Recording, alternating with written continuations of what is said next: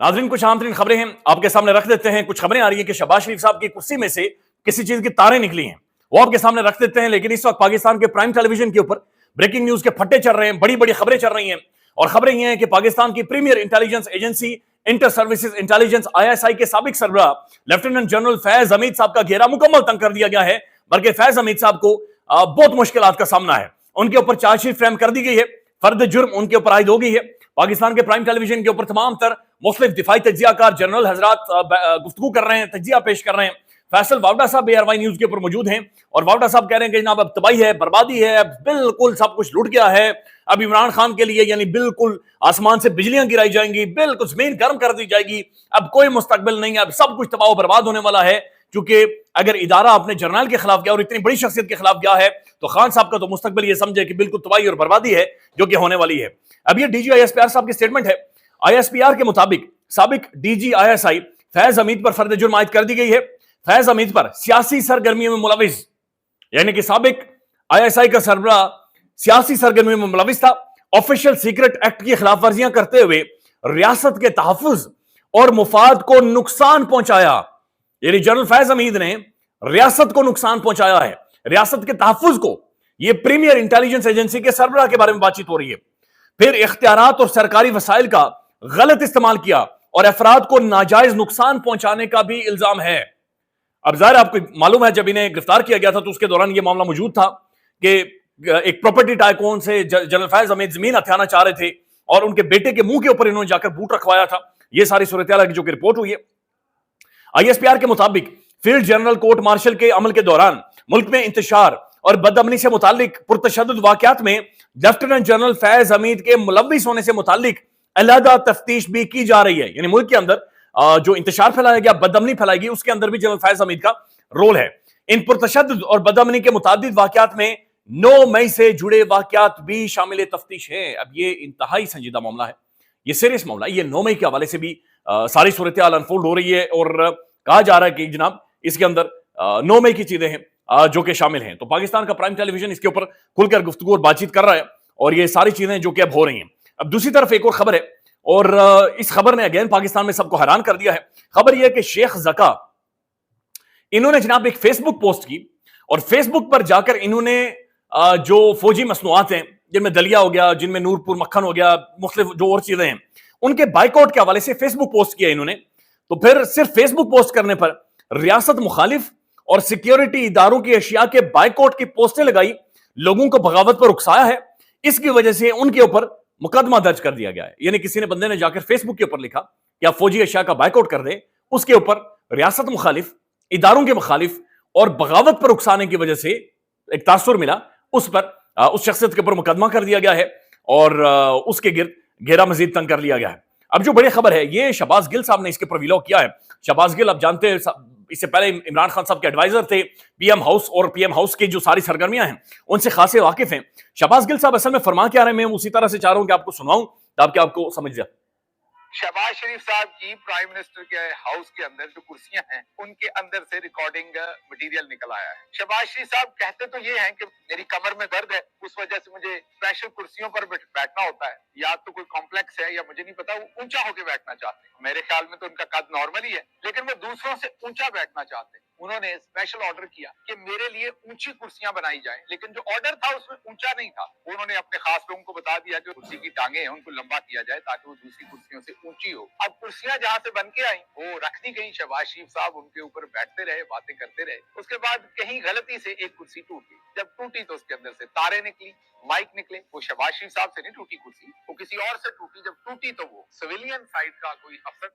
अब ये बहुत सीरियस ये इन्होंने क्लेम किया है और ये कह रहे हैं कि शहबाज शरीफ साहब के लिए कुर्सियां मंगवाई गई हैं और कुर्सी को टूटी है और उसके अंदर से तारें और बक्से और पता नहीं कौन कौन से बोर्ड और अंदर कोई माइक्रोफोन और आवाजें रिकॉर्ड करने वाले आले और आवाजें कहीं सुनी जा रही थी, ये सारी चीजें। अब ये पाकिस्तान में उस तरह से रिपोर्ट नहीं हुई, लेकिन शहबाज गिल साहब इसे रिपोर्ट कर रहे हो सोशल मीडिया पर, ये लार्जली बहुत ज्यादा डिस्कस हो रही है। माजी में अगर आप देखें तो PM हाउस को भी बग किया गया था। यानी इमरान खान साहब जो प्राइम मिनिस्टर हाउस के अंदर बैठकर, वजीर आजम हाउस के अंदर बैठकर बतौर वजीर आजम जो गुफ्तगू करते थे वो बाद में मंजर आम पर आई है। बल्कि सीक्रेट लाइन से जो कम्युनिकेशन होती थी, कन्वर्सेशन होती थी, वो सारी भी बाद में रिकॉर्ड का हिस्सा बनी है और वो भी हमने देखा है कि एक लंबे टाइम तक वो डिस्कस होती रही है और सोशल मीडिया पर भी वो कई दफा आई है جو کہ بعد میں دیکھا گیا ہے. اب مریم نواز شریف صاحبہ چائنا کے اندر موجود ہیں اور ظاہر ہے مریم صاحبہ ایک خوش لباس خاتون ہے, ہمیشہ اچھے برانڈز پہنتی ہیں.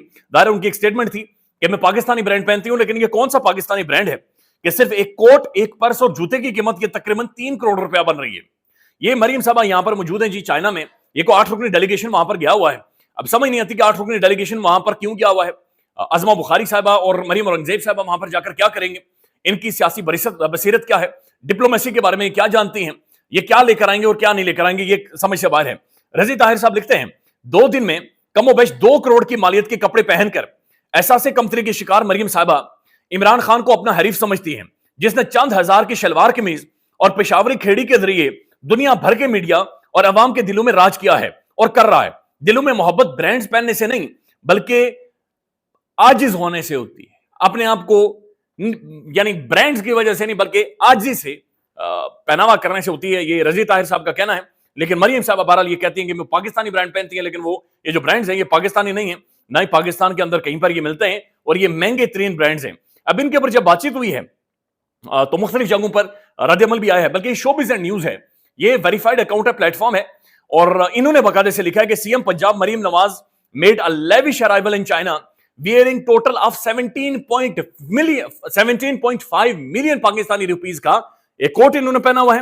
یہ فر کوٹ ہے اور پھر ایک جناب پرس ہے جو کہ بڑا مہنگا برانڈ یہاں پر لکھا گیا ہے, اور ایک جوتے ہیں ان کے بھی بڑی مہنگی قیمت ہے. یعنی اتنے زیادہ پرائسز ہیں کہ یہ میرے خیال میں میری پوری نسل نے یا آپ کی شاید پوری نسل نے ساری زندگی لگا کر بھی نہیں کمائے ہوں گے جتنے زیادہ مہنگے یہ برانڈز ہیں یا ساری چیزیں. اس پر جب سوشل میڈیا پر لوگ بات چیت کرتے ہیں تو لوگ گالم گلوچ کرنا شروع کر دیتے ہیں, لوگ گالیاں دینا شروع کر دیتے ہیں, اور اس کے اوپر بڑی بات چیت ہوتی ہے.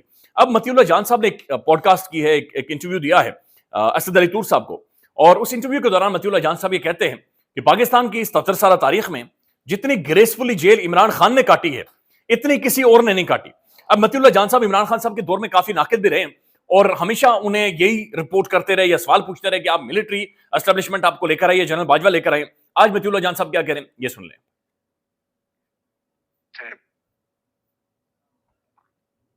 عمران خان پہلی دفعہ اس چکر سے گزرے ہیں نا, تو دیکھتے ہیں کہ وہ, لیکن پھر بھی میں سمجھتا ہوں جتنے گریسفلی عمران خان اس ساری صورتحال سے گزرے ہیں اتنے گریسفلی شاید نواز شریف اور آصف زرداری بھی نہیں گزرے.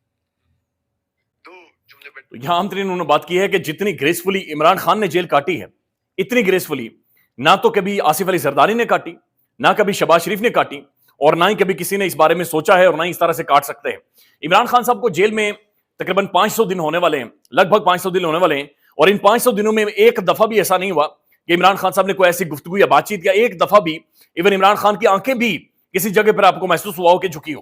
بلکہ عمران خان صاحب کی ایک سٹیٹمنٹ میں چاہ رہا ہوں کہ میں وہ آپ کے سامنے رکھوں, جہاں پر عمران خان صاحب کہتے ہیں کہ جب بھی میں اس طرح کی کسی بھی جب بھی میں میدان میں اترتا ہوں تو میں تمام تر کشتیاں اپنی جلا کر اترتا ہوں, اس کے علاوہ یعنی اور کوئی چیز نہیں ہوتی کہ میں اپنے سارے پل توڑ دیتا ہوں.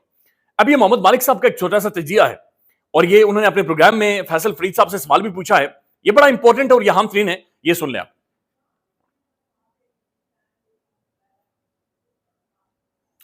انٹرنیٹ کا پاکستان کے اندر شدید ترین مسائل ہے, لیکن بہرحال محمد مالک صاحب کا سوال یہ تھا کہ اسلام آباد میں خبریں زیر گردش ہے کہ عمران خان کو 2 ہفتے میں 10 یا 14 سال کی سزا سنائی جائے گی, اور اس پر فیصل فرید صاحب نے جواب دیا کہ پہلے بھی تو جھوٹے کیسز میں سزائیں ہوئی ہیں, فیصلہ پہلے سے لکھے ہیں, بس فارمیلٹی پوری کرنی ہے کہ فیصلہ سنا دینا ہے. لیکن محمد مالک صاحب یہ کہہ رہے ہیں کہ اسلام آباد کے اندر یہ خبریں گردش ہے کہ عمران خان صاحب کو 10 یا پھر 14 سال کی سزائیں سنائی جائیں گی.